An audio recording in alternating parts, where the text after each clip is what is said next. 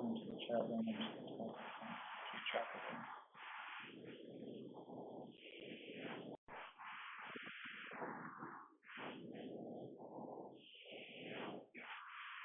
Okay. Hare Krishna. Greetings. Welcome everyone to the first Spiritual Warrior Seminar. I'm Mother Indrani, and I'm speaking to you from my home in Alachua, Florida.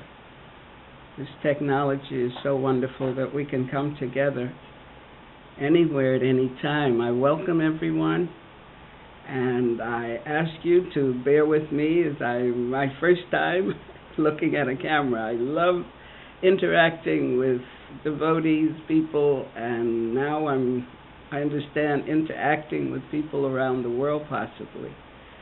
So I ask you to bear with me with this first seminar class, and let's see what we're going to do and how it'll go. First of all, if you saw the announcement, it stated that, quoting from Bhakti Tirtha Swami, now we're going to be working with his books. He has 6 Spiritual Warrior books. But tonight we will be working from Spiritual Warrior 3, Solace for the Heart in Difficult Times. I'm going to be talking from Chapter 7, 12 Qualities of a Spiritual Warrior. I'm just going to give a few quotes of his on spiritual warriorship. He states, spiritual warriors are unconventional, to say the least. We do not fight with conventional weapons. We do not fight on conventional battlegrounds, and we do not fight for conventional objectives. He further states and gives, I love this definition, he gives it in the Spiritual Warrior 3 on page 10. The true spiritual warrior strives to master the weapons of love, humility, compassion, faith, and self-knowledge. Our battleground is the realm of human consciousness, where we wage war against the ignorance and lust that now pervades human society, like an occupying army. So that gives us a sense of spiritual warriorship, and I hope everyone is getting a little excited about it. What I plan to do is read from his book, as I said, Spiritual Warrior 3, Solace for the Heart in Difficult Times. And I will talk some, read some, and talk some. Not over-talk, because they tell me once I get going, sometimes I don't know when to stop. But this is going to be from Bhakti Tirtha Swami. But I want to, before I start that, share a few words written by a young lady, Bhakti Jackie, who is, I'm calling her my right arm. And she got this all started, and I'm thankful to her that she allowed Krishna to encourage me to be brave enough to come before you this evening. But she's been reading the Spiritual Warrior books, and this is her comment. In a world in which everything is created to fall, think gravity, for example.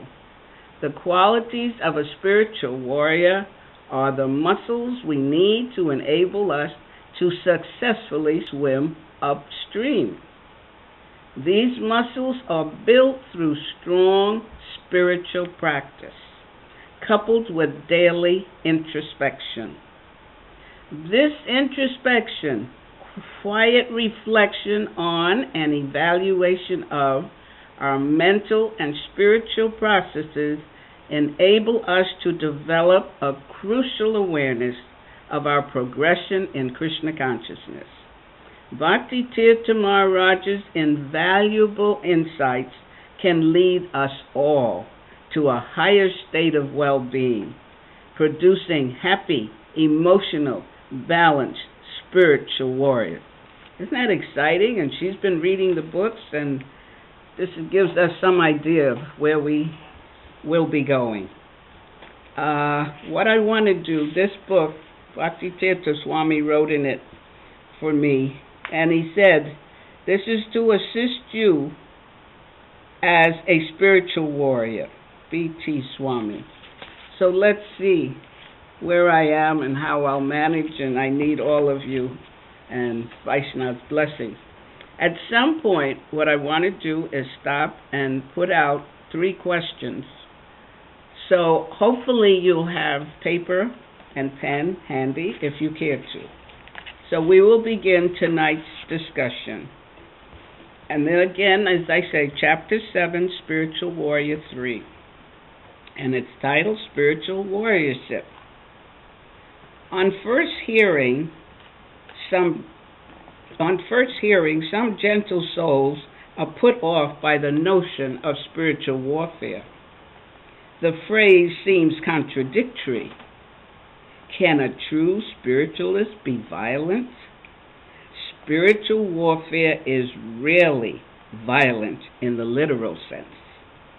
But spiritualists must consciously resist the aggressive attacks and covert influences that want to warp their identity.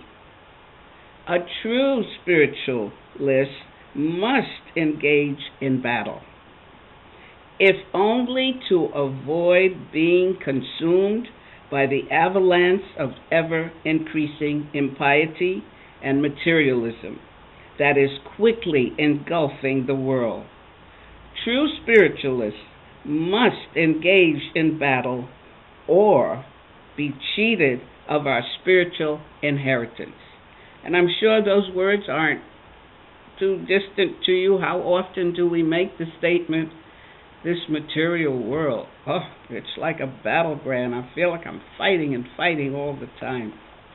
So we just have to be alert now and realize if we're desiring to be a spiritual warrior, we have to engage in battle, and if we're not in battle, we'll be cheated of our spiritual inheritance. He goes on, our real identity is that we are eternal beings, and it is important to think and act as eternal beings. We must remember that each person plays a part in the universal energy of the planet. We can choose to do something positive and make some serious changes in the world, or we can sit back waiting, becoming a product of the increasing aggressiveness and violence of this material world. And again, what comes to mind as I read this, our real identity is that we are eternal beings. And those of us who have studied Bhagavad Gita, I usually refer people to chapter 2, because we hear people saying, I don't know who I am, I don't know what I'm doing. So the beginning is knowing who we are as eternal beings, as spirit souls. Bhakti Tirtha Swami goes on. To live a truly nonviolent life, we must understand and imbibe the characteristics of a spiritual warrior. If you're going to embark on a spiritual mission, especially in this age of quarrel and hypocrisy, you must hone the art of the spiritual warrior through sincere study and application. I like that. What do you think?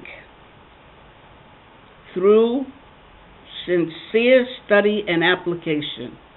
Anything that you want to accomplish something, and if you're in school, if you're studying an instrument or whatever, you study sincerely, don't you?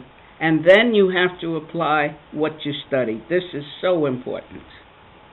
Our goal is to give you the tools you need to prepare yourself for the 21st century.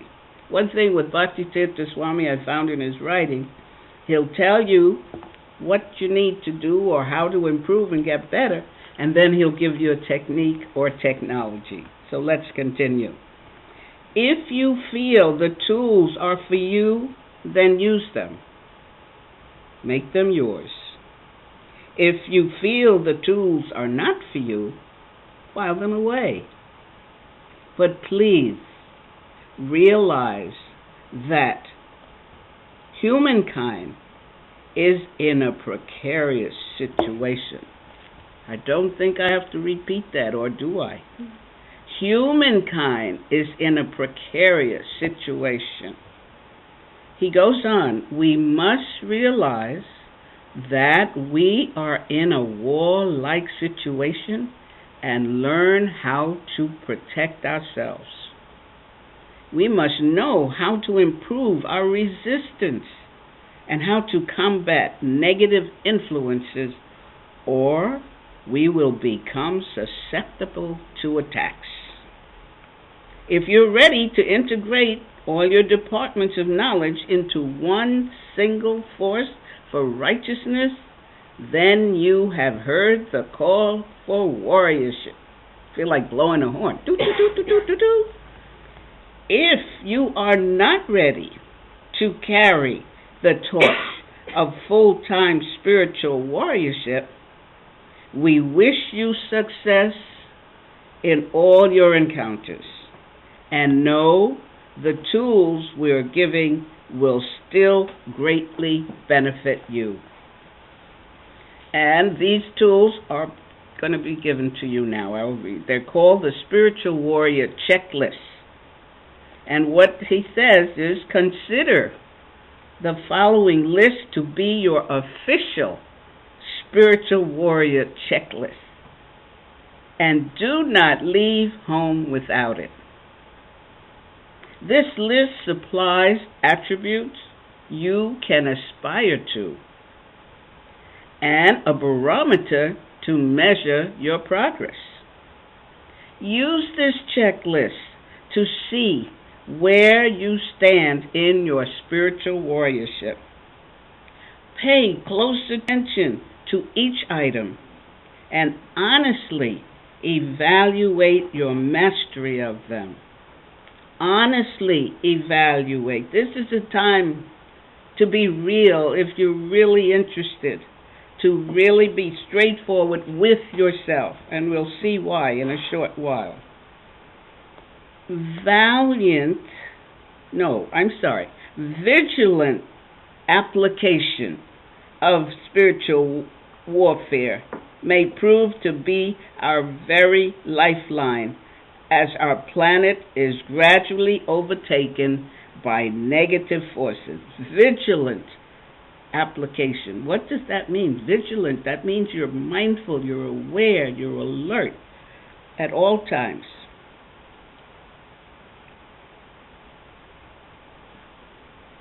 Each item is critical to the success of your endeavors. So, by all means, do not take this checklist lightly, because as with any battle, the unarmed opponent is bound to meet with destruction. After preliminary listing, each item will be discussed in greater detail. So I'll now give you the listing, and then we'll start with the first one. The listing of the 12 qualities is this. 1. Sense control and mastery of the mind. 2. Humility. 3. Fearlessness. 4. Truthfulness. 5. Compassion and pridelessness. 6. Material exhaustion and disinterest in material rewards. 7. No idle time. 8. Patience and selflessness. 9. Firm faith. 10. Perseverance. 11. Curiosity and enthusiasm to learn and grow. And 12, surrender to divine will. It's a lot to work with, and that's what we're going to be working with through these broadcasts. So we're going to take the first tool, because he mentioned we need these tools so that we will get benefits from them. So he states the first tool is controlling the senses and mastering the mind. And how many are saying, oh boy, wish I could do that? You're going to find out how. Mm-hmm. How many of you are saying, master the mind, it's always driving me crazy? You're going to be able to pull it in. Keep listening. He goes on, a spiritual warrior needs a sense of regulation and focus in order to excel. We must be able to regulate our minds. If our minds are scattered, going from one philosophy to another, one religion to another, one job to another, one mate to another, then we need to look inside ourselves. We need to perform self-examination to see where we are weak, because the areas where we are weak are where we will be tested the most. Regulation of the mind and senses cuts down the areas in which we can be attacked. Now, what are you thinking about that? Perform self-examination to see where you're weak. If we start doing that, we may stop pointing out at other people. You did it, it's your fault. You know, that kind of thing. But what he's saying here, we must perform self-identification. And it may sound like a hard thing to do, but keep listening. You're going to find it may not be that difficult. He continues, the mind is extremely powerful and can be our greatest friend, or it can be our greatest enemy. The mind knows all our secrets and all our weaknesses. There's truth in the phrase, an idle mind is the devil's workshop. An active, progressive, devotional mind is a place where the Lord can focus and radiate transcendental messages and understanding. How is that? You want to hear it again? An active, progressive, devotional mind is a place where the Lord can focus and radiate transcendental messages and understanding. What's going on in your mind right now? He goes on, the Lord is in everyone's heart, just waiting to come out. But the mind can block that relationship. Spiritual warriors allow their mind to open the door that will allow the Lord to work through them. The mind has a natural, original focus, just as the bee is naturally drawn to honey. The mind's most important natural purpose is contemplation of Mother, Father, God, and service to them. If we examine what our mind has been doing to us, with us, it's hard. We need to be reminded of the purpose. The mind's most important and natural purpose is contemplation of Mother, Father, God, and service to them. Unfortunately, the mind has lost its original purpose and has been diverted by the distractions of material life. This is why here recently we've been having japa workshops and japa retreats, and chanting that holy name is being stressed more and more, because this is how the mind can get back to its natural purpose. Bhakti Tirtha Swami continues, a materially conditioned mind is like a machine that has limited programming with which to respond to events and people in its environment. Like any machine confronted with situations outside its pre-programmed purpose, a conditioned mind will rebel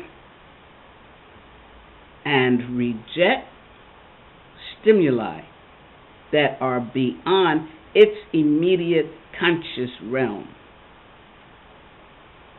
The mind has many sabotaging qualities and will attempt to rationalize, argue, and put up barriers to ensure that higher cosmic messages do not sneak past the reach of the soul.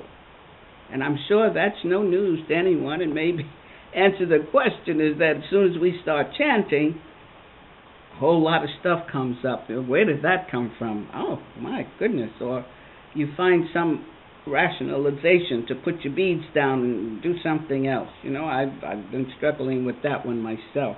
But this answers the question nicely, right? Why that happens. Because it has these sabotaging qualities. Our conditioned minds hate change and have a deep fear of being abandoned. That is why the mind does not want the soul to take over.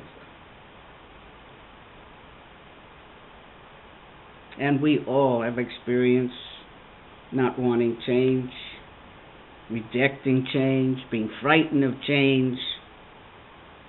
And even if it's coming about, we become fearful and feel that maybe we're all alone. Suddenly we even forget we have some connection with the Supreme Lord. So the mind is conditioned in that pattern. And if it's conditioned, then it doesn't want to move ahead. That's why we have to get on that battlefield and fight with these weapons of a spiritual warrior and let these qualities grow within us. It continues. Spiritual warriors must first discover what their mind's habits are and determine whether their mind is acting as a friend or an enemy. What does that mean to you? That means you just don't let it run wild, you know? You have to discover what your mind's habits are, which means you have to pay attention. But it doesn't mean you get attached to all the stuff. You're paying attention so you can what? Make a change. He goes on. If you discover your mind is acting as an enemy, as most people do, please do not feel discouraged, beloved. Rather, begin to work on gradually coaxing your mind into realizing that its conditioned tendencies are bringing no real satisfaction. And explain to your mind that true peace will come from cooperating with God and our soul's agenda. This is sort of making the mind your friend. You know, it's being your energy with all this other stuff coming in. But when you realize it's because of its conditioned tendencies, then you begin to speak with it. I recall years ago, when I was living at Gitanagri, some of you know, and I knew I wanted to go to Mangal Arti in the morning, and my mind would say to me, your back's aching, your legs aching, and it was hard getting up in the morning. But at some point, must have been the Lord in the heart, I got this thought: talk to your mind, tell it you're going to get up in the morning and go to Mangal Arti. And I did. Okay, mind, I'm getting up in the morning at 3:30, whatever it was I needed, because I'm going to Mangal Arti. And guess what? The next morning, I woke up, and I got up, and I went to Mangal Arti. And I used that process, and till the habit formed, the mind got the message. She's going to get up at 3:30 and go to Mangal Arti, so I can't have her and tell her any more about that old body. So we have to explain to our mind so that we can get to the peace that'll come from cooperating with God. And our soul, because our soul wants to reawaken its connection with the Lord. It goes on. In addition to this self-dialogue, help your mind adjust to not being in charge. So many people in this age are ruled by their senses. So many people are spending their lives running after things that are not real, that will disappear or fall apart. It is easy to get caught up in the mundane patterns. Most people's lives revolve only around eating, sleeping, mating, and defending. That is an animal's consciousness. We are divine spirit souls. We need to cultivate our higher faculties and experience the sublime and experience the sublime ecstasy that is every person's right. Controlling our senses and regulating our minds will lay the foundation for being alert spiritual warriors. Otherwise, we're committing violence against ourselves and cannot be of help to others. Hear that? Being alert. We must always be alert to what's going on. I remember studying what was it called? Science of Mind, many years ago.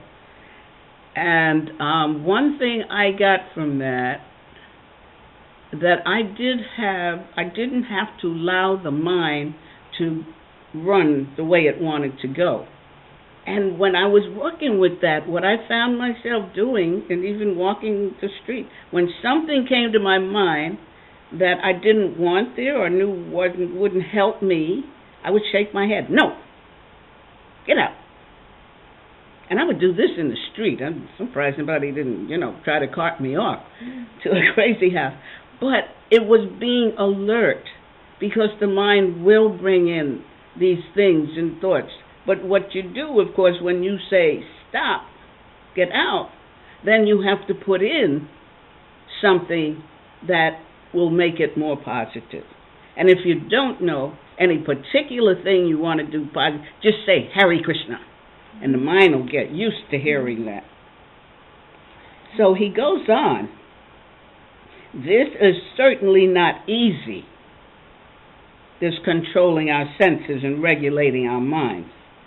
By deciding to not engage in the animal consciousness, you are making a strong statement that you are not going to play into the degradation of this material world. You are making a statement that you are not going to become controlled by your lower senses and give in to whatever appeals to them. This is a strong, brave stand to take, beloved. And as you move more toward a higher consciousness, you will receive help. Now, what he goes into here, he gives a few steps to help us. Now, all this, how am I going to do all of that? Controlling the sense, controlling the mind, But he's saying, don't be discouraged. And then, as is his way, he gives you techniques. He says, the first step in regulating our senses and our mind is to look at the quality of our associations. Look at the quality of our associations. Take a close look at the people you spend your time with. Do they make it easy for you to give in to your senses? Perhaps even encourage you to follow your lower senses? The saying, you can tell the character of a man, woman, by the company he keeps, is quite true. Spiritual warriors must either evaluate the consciousness of the people we associate with, or look for new contacts with people who value God consciousness as much as we do. If a person is an alcoholic, they avoid spending time with people who drink and avoid going to places where alcohol is. People say, of course, that makes sense. That is wise. But do we use that in our spiritual life? The principle is the same for spiritual things. If you do not want to live a life where you are ruled by your senses, by what your senses require, then it is wise not to spend your time with people who are simply serving their senses. Now, this does not mean you have to become an elitist and cut all ties with family and friends. We are simply suggesting that you take a close look at your associations. If they are keeping you locked into a lower consciousness, you need to seriously evaluate the relationship. Sometimes, just fully realizing the damage these relationships are doing can make it possible for you to maintain some level of contact with the person, yet protect yourself from being influenced by their lower consciousness. As you continue to evaluate your consciousness, those people will have to make their own choice to evaluate their consciousness or get away from you. It will happen naturally. That statement reminds me of my earlier days, even before I came to Krishna consciousness or knew about Krishna, but I knew at some point I was not happy in my associations, I guess. I didn't realize that, but what was going on in my life? And I started really praying, so deep inside that I wasn't happy with what was going on. And at some point I noticed that, I remember there was one friend who used to call me all the time, and when she would get off the phone, my children would say, "Is that Miss I'd say yes. They say, "I can sure tell." Oh, what a drag. But at some point she stopped calling. And I didn't miss the calls. And I noticed there were other instances. So what I realized, of course, as I got into this teaching and philosophy and realized the connection with Krishna and how he does care for us, whoever you are and whatever you're doing, I didn't have to say to anyone, I don't want to associate with you, I don't like you. Somehow they moved out of my life, and other people came in who were very interesting people. And so as I'm reading this, and I'm sure if you're thinking and being alert, you'll see this happening. Don't resist it. If that friend, not so sure you want to go that way, stop calling. Don't call and say, I haven't heard from you. No, Krishna is just moving them out because you are desiring higher consciousness. Bhakti Tirtha Swami goes on with the second step. What I want to do is stop here one moment and give you a few questions to think about, and then we'll have live chat, I think. But even if we don't, this is something for you to think about. It's not the answer to me. This is for yourself. Question 1. When the mind is scattered, what should we do? 2. What is the mind's most natural purpose? 3. I got a lot here, but I'm being easy on you all tonight. First time we're getting together. Wait, stick with me. The next question. Spiritual warriors must evaluate the consciousness of people they associate with or what happened. Okay, we can put that aside. We're going to go on. What's the next step? The second step in regulating our senses and our mind is to provide alternatives. For example, when someone stops smoking, it is usually best to find a healthy alternative. Some people will chew gum when they want a cigarette. Some people will go for a jog. Whatever works best for that individual until they reach the point where just the thought of a cigarette disgusts them. This is how a spiritual warrior needs to approach regulating their senses. Do not simply try to cut out all the things that you see are harming you physically, mentally, or spiritually. We need to find alternatives to these things. For example, if you're hanging out with a group of friends and you realize they're simply intoxicating themselves and turning off to higher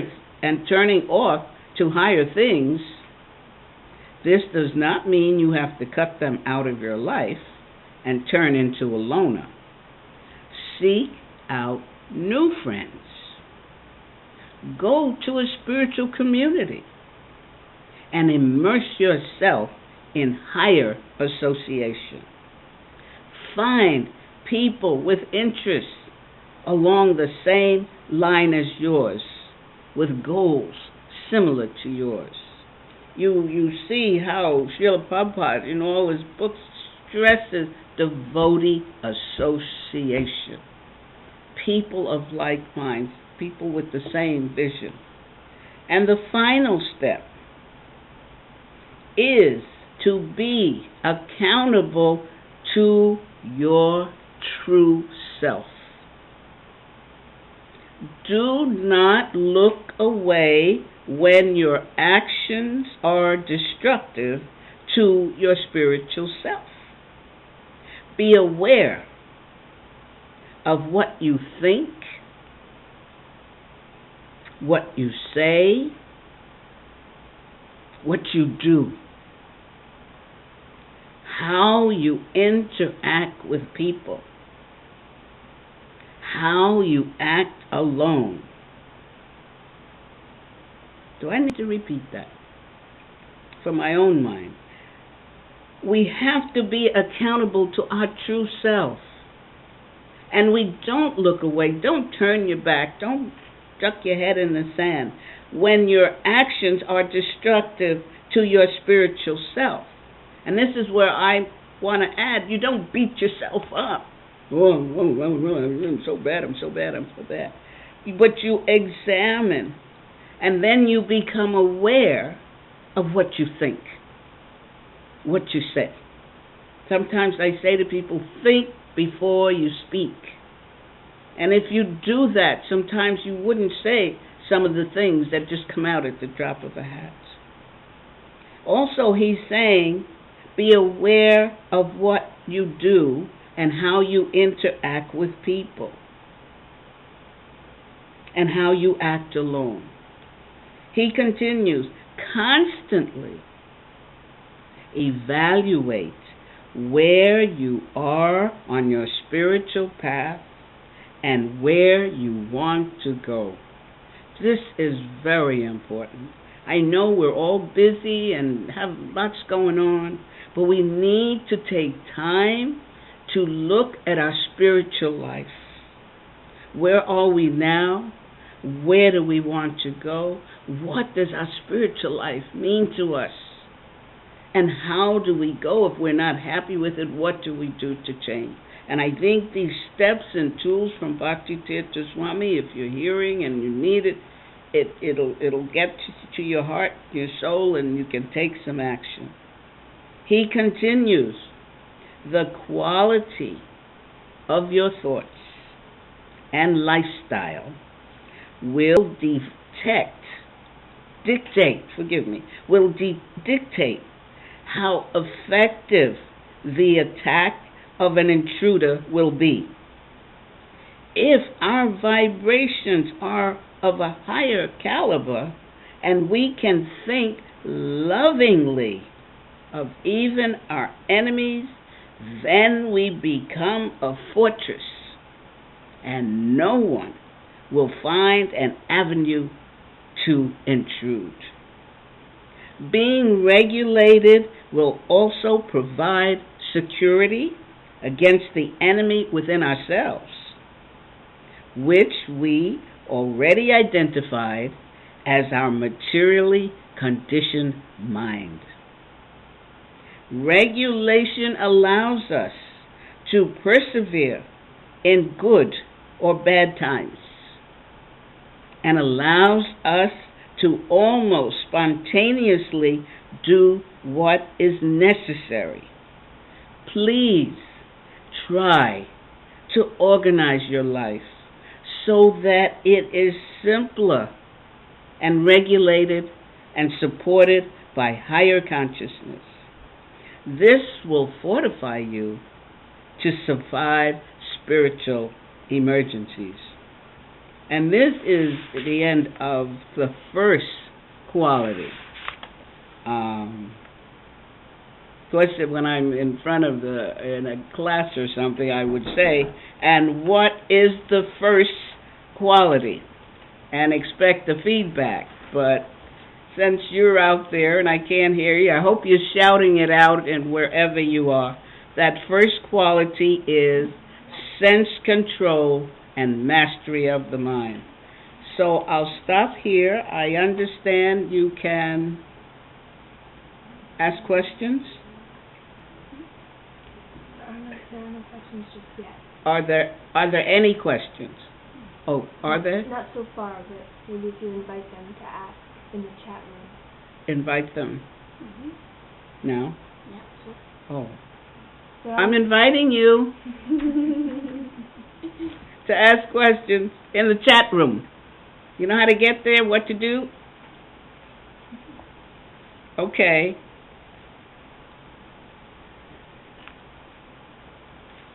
What we're going to do, this next week, we're going to deal with the quality of humility and fearlessness. I have a question. This is from Rasa Rasika. Hare Krishna Mataji, could you speak about the importance of hearing the holy names during japa? Hearing the holy names during japa is the way to quiet the mind, regulate the mind, all the things. Because as we're saying, the mind has been conditioned. And it's usually conditioned with past patterns. But we want to feed it something new. I believe in one of the japa, early japa workshops, I heard, and I practice it, still am, that you say to the mind, listen to the mantra. We spoke about talking to the mind and having a dialogue with it. When we're chanting japa, we do the same thing. If it tries to come in with something, you just say, listen to the mantra. You know how you do with your kid. Shh, listen to me. And you go on trying to do what you do. So I hope that answers your question. You just have a dialogue with it. You say, not going there. You listen to the mantra. Don't give it too much conversation, because then it gets caught up in other things. But the whole thing is just to remind it.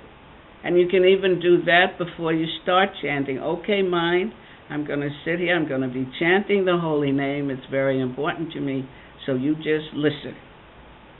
And eventually, if you do that enough, it'll get the message. I hope that satisfies you. Another question from Mayapur. How do we love our enemies? Mayapur? In Gita Nagari? That you? Yeah. We just talked about that. Okay, you want me to do it online. How do you love your enemy?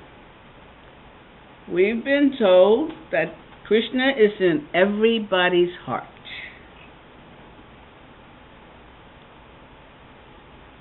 There's a time when people in their conditioned state or not themselves knowing that Krishna is in their heart and that their purpose is to please Krishna will act in ways that we may decide is enemy. But that's the person. That's the person's personality. And I've read where Gurudev Bhakti Tirtha Swami says the personality is their stuff. And we don't allow their stuff. So what you do, you begin to realize Krishna is in them. You can't change them. You can't change their behavior. But if you become more lovingly Krishna conscious and love yourself within yourself, that love will vibrate out. So you just know Krishna is in them, and if you have to interact, there was times I guess I may have called the person my enemy, but what I started doing was just say, Hari Bol, and I did the pranam because Krishna is there no matter what their behavior is. And I think a practice of that, unless it's something you feel you can sit down and discuss, I'm not happy with what you've said or what you've done, or I'm feeling that what you said or what you've done, it's made me really feel bad, and I would like us to have a better relationship and to serve the Lord better or more. And if that doesn't work, then you say, Dear Krishna, this is a part of you. You take care of them and bless them and say Hare Krishna and go about your way. How's that? Thank you for the question. Darren would like you to clarify, what was number 6 of the spiritual warrior checklist? Who's asking? Darren. Darren? Where's Darren? That's right. You're supposed to tell me where you're calling from so I can get nervous. Rasa Rasico was from Australia. Really? Oh, tell me where they're from. Oh. Orlando. Where? Orlando. Orlando. Edible. Okay, number 6. Material exhaustion and disinterest in material rewards. Okay? We have another question. This is from Thakur. If I am not... Where is Thakur?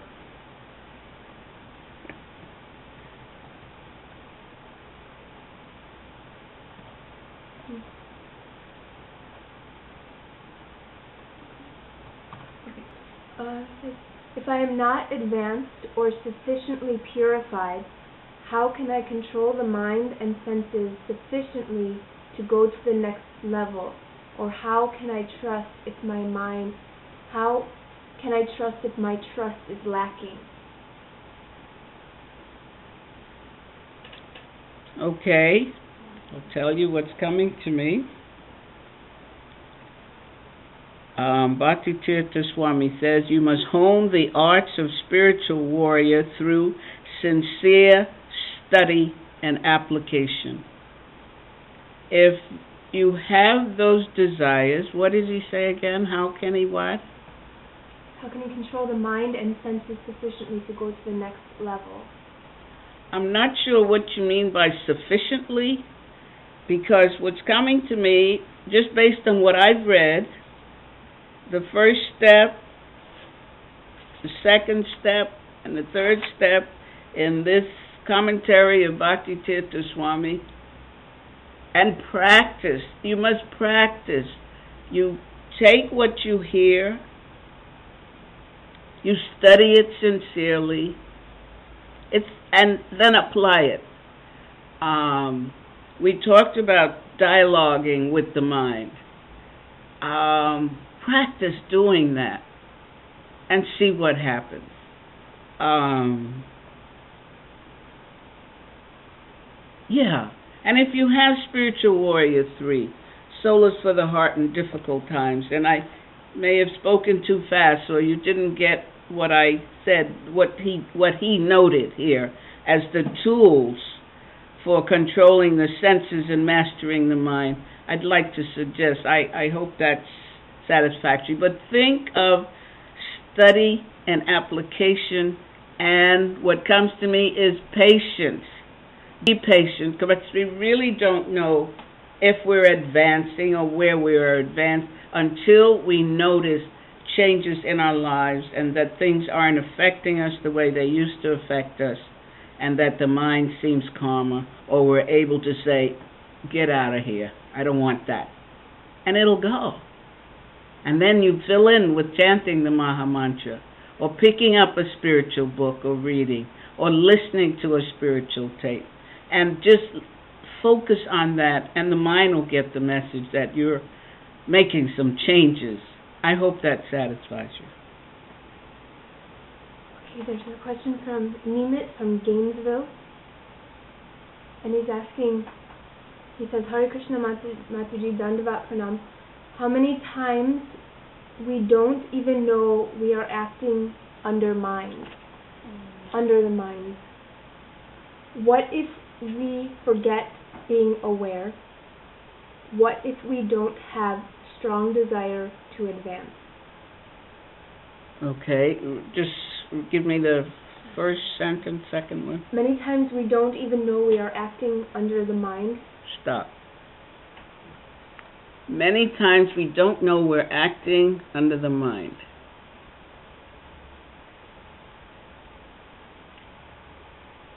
We're thinking beings.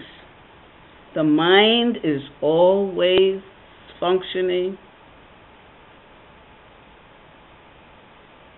And if we're not aware of what the mind is saying to us,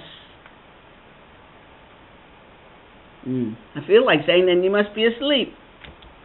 But if you are open-eyed, you just allow yourself to be aware of what's going on. And if you're following what's going on, and you follow and you're happy with what the outcome is, then it must be all right, I guess. If you're not happy, you need to come back and look at what did the mind say, or where was it going that you acted on. Take responsibility. Bhakti Tirtha Swami mentions that. You must take responsibility.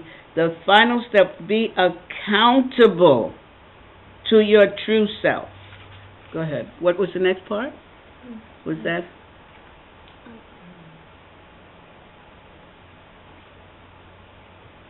What if we forget being aware? What if you forget to be aware?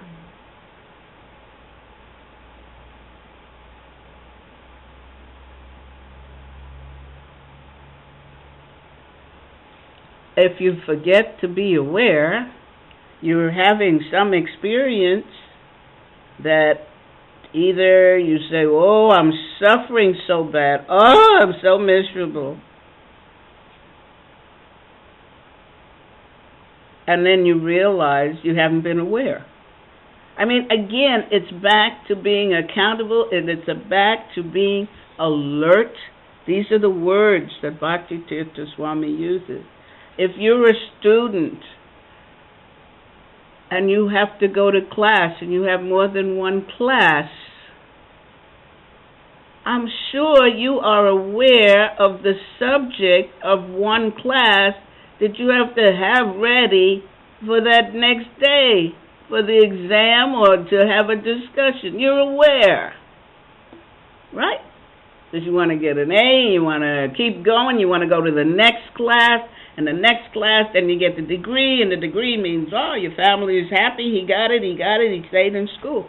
Your spiritual life is that important. You be aware of the subject matter that your mind is playing around with, and whether you accept it.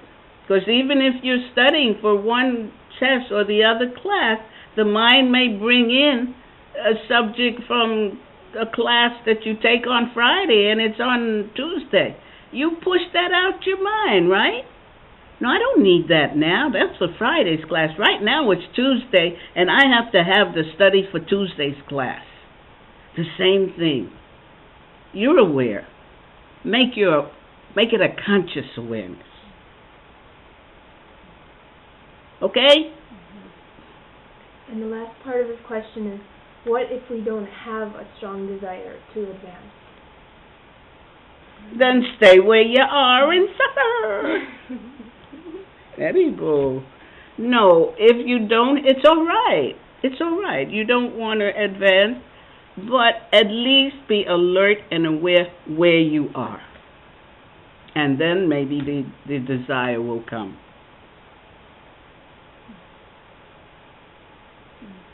Okay? Any more? Because it's almost...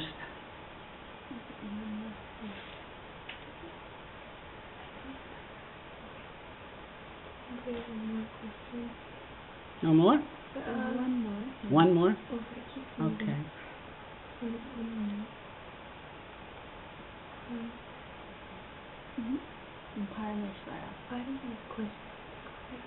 But Parameshwara said, to control the mind and senses is the first quality of a spiritual warrior, is the most important quality. Is it the most important quality? Ask Parameshwara where she's sending this from. I got to know if it's my fault.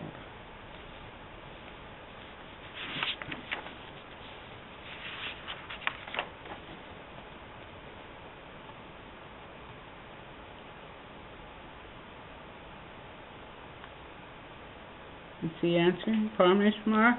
Is that you in Detroit? Okay. What's her question? That's my sweetheart. Says,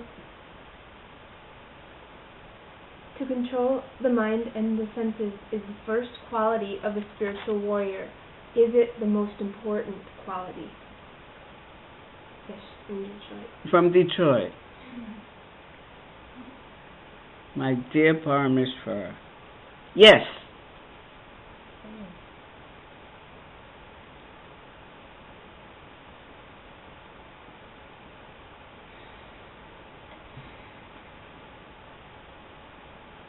Any other questions? Mayapur says, thank you, Mother Indrani. You go, spiritual warrior. Okay. No more questions? All right. Thank you all. Hare Krishna. Till next week.